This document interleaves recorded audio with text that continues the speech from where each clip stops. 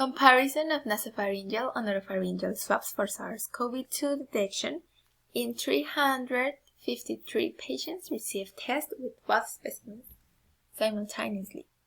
Presented by Jihan Daniela Cruz Salgado. This article was written by Xiong Wang, Li Tang, Su Wang et al. In the International Journal of Infectious Diseases.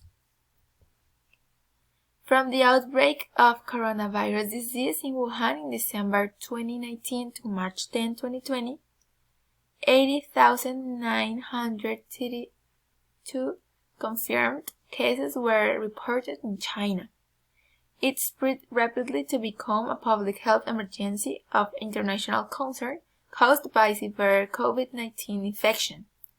Typical symptoms of COVID-19 include fever, dry cough, fatigue, and shortness of breath.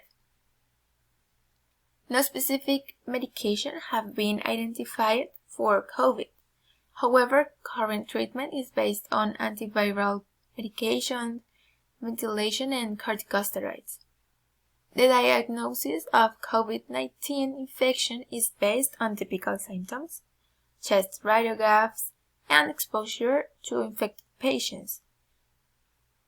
To confirm the diagnosis, a nucleic acid test is performed, which must be positive.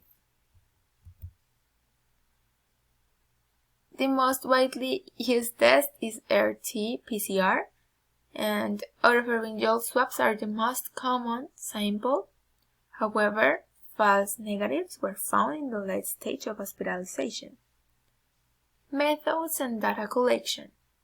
The medical record from February 16, 2020 to March 2, 2020 of 353 patients who received tests with nasopharyngeal and oropharyngeal swab samples simultaneously was received, and performance was compared between these two.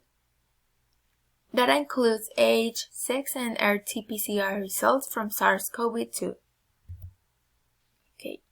Of the 353 patients studied, 192 were outpatients and 161 were hospitalized patients. The mean age was 54 years and 177 were women.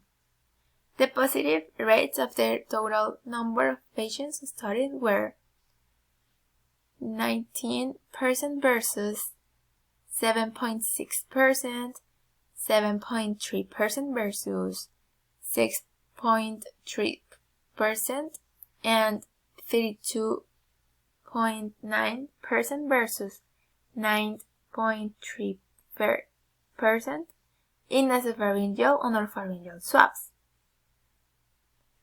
We can see that the positive rate was higher in nasopharyngeal swabs, as you can see in the yellow figure. Oropharyngeal swab can cause false negatives and result in discharge from infected patients. As you can see, men showed a higher positive rate than women.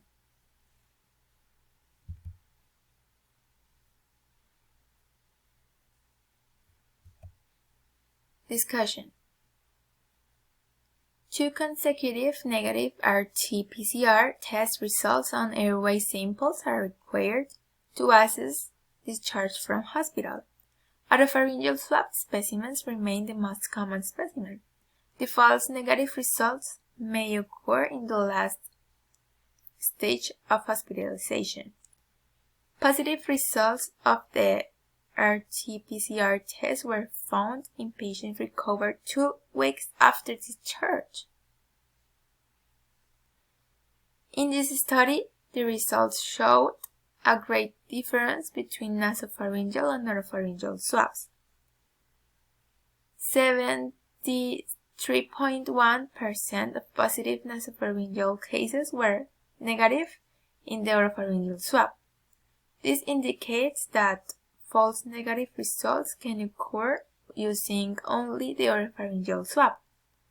This suggests that nasopharyngeal swabs show a higher positive rate than oropharyngeal swabs for the detection of SARS-CoV-2.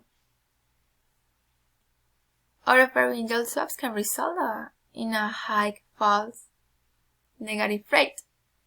There is a greater susceptibility of presenting infection in men than in women.